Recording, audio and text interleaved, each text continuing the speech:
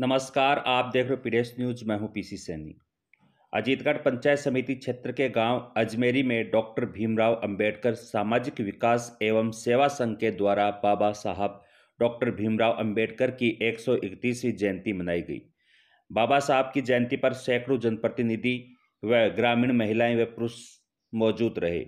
इस अवसर पर 2 दर्जन से अधिक प्रतिभाओं का सम्मान किया गया।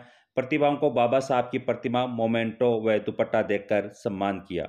आयोजक समिति में कैलाश चंद, लीलाधर सोटवाल, संतोष मरोड़िया व उनकी पूरी टीम ने आए हुए अतिथियों को प्रतीक चिन्ह व दुपट्टा उड़ाकर स्वागत किया। इस अवसर पर पूर्व पीसीसी सचिव बालेंद्र सिंह शेखावत, अजीतगढ़ प्रधान एडवोकेट शंकरलाल यादव, सरपंच संघ अध्यक्ष सिंबू दयाल मीणा, समाजसेवी बलराम यादव, अजमेरी सहकारी समिति अध्यक्ष पूरण मीणा, मुकेश पटवारी समेत कई गणमान्य मौजूद रहे।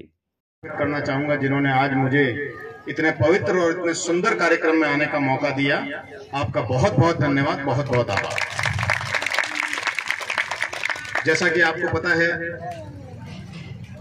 संविधान निर्माता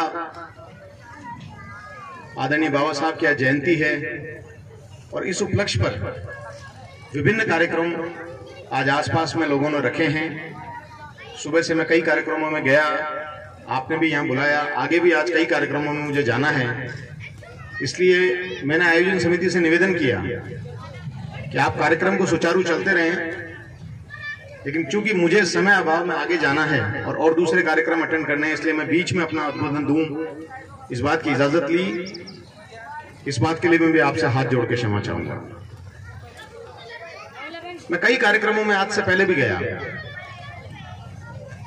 बाबा साहब की जयंती के विभिन्न कार्यक्रमों में जब जाने का मौका पड़ा, कई बुद्धिजीवी व्यक्तियों द्वारा उनके जीवन पर प्रकाश डाला गया।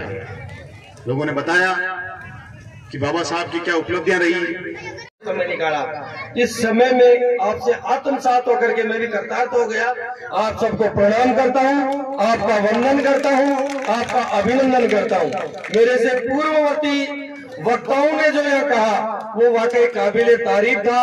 अभी मैं भी जेपी साहब का उद्बोधन सुन रहा था। वाकई इन्होंने विद्वता में वो कहानी रची जिसकी पुरजोर शब्दों में भी अगर व्याख्या की जाए तो कोई कमी नहीं है। मैं इनके व्याख्यान को नमन करता हूँ, नतमस्तक करता हूँ। मेरे को भी इनके व्याख्यान से कुछ सीखने को मिला है, ये कतई साथ सत्य है।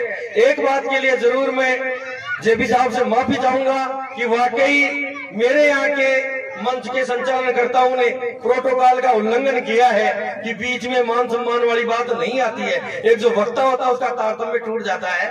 तो इसके लिए मेरे बाहर से पधारे हुए विद्वान जेपी साहब और सभी से मैं माफी चाहूंगा, क्योंकि मेरा जो क्षेत्र है ये पहले से उपेक्षित क्षेत्र रहा है। हमारे यहाँ एजुकेशन की कमी थी। आपके उधर के जो विकसित लोग थे, हम तो अभी विकासशील श्रेणी में थे, जो विकसित गांव के लोग थे वो हमारे यहाँ का जो एससी का दर्जा था इसको आदिवासी समझते थे।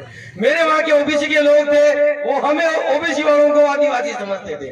वहाँ के जनरल के जो लोग थे वो मेरे यहाँ के जनरल के लोगों को आदिवासी समझते थे। इसलिए हमारे अगर इस कार्यक्रम में थोड़ी बहुत कोई तारतम्य में कमी भी रह गई तो हम आदिवासी थे, अभी हम आगे निकलने की कोशिश कर रहे हैं। आपका आशीर्वाद सदैव हमारे साथ रहे और आप मार्गदर्शित करते रहे तो मैं मानता हूं हम भी आपकी तरह इस विकसित की श्रेणी में आगे आगे खड़े हो जाएंगे।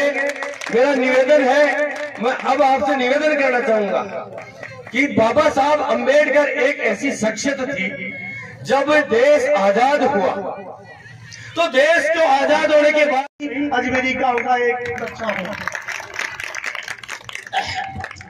सबसे पहले मैं आपको कहना चाहूंगा कि इस मंच पर टीचर, व्याख्याता, प्रिंसिपल उन्होंने सब कुछ बता दिया।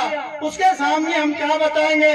कोई जापान की बात बता रहा है, कोई राजस्थान की बात बता रहा है, कोई कहीं की बात बता रहा है। उसके सामने तो हम एक मामूली शून्य वक्ता के बराबर है।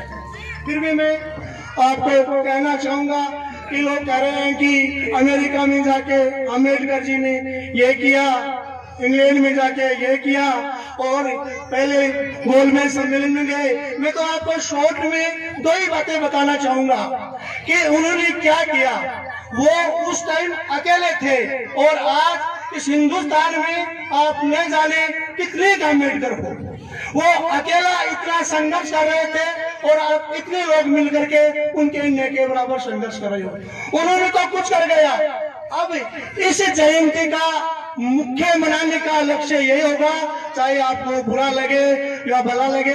मैं कटु सत्य का कहूंगा कि यहाँ पर आकर के और मंच पर के आकर के और हम जैसे सफेद कपड़े पहन करके माला पहना गए, भाषण दे गए, लक्ष्यदार बात कह गए और आप ताली बजा गए, उससे कुछ भी हासिल होने वाला नहीं है।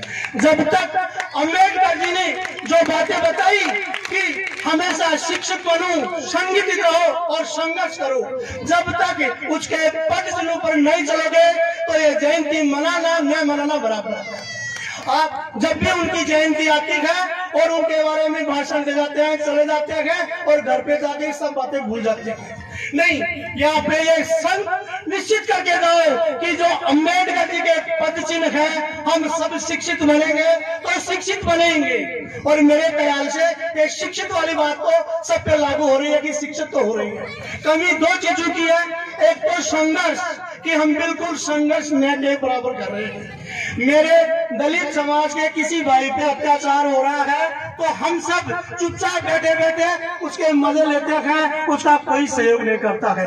तो आज सब लोग खड़े होकर के संकल्प लो कि मेरा कोई भी दलित भाई, वो चाहे एससी का हो, एसटी का हो, ओबीसी का हो, उसके साथ यदि अत्याचार हो रहा है तो कंधे से कंधे मिला करके और उसका सहयोग करेंगे। ये आज यहाँ पे संकल्प लेके जाओ। तो ये वो शिक्षित वाली बात वो तो लागू है ही। संघर्ष करो, संगठित रहो। किसी पे भी कोई आस आए तो सारे भाई संगठित जैसे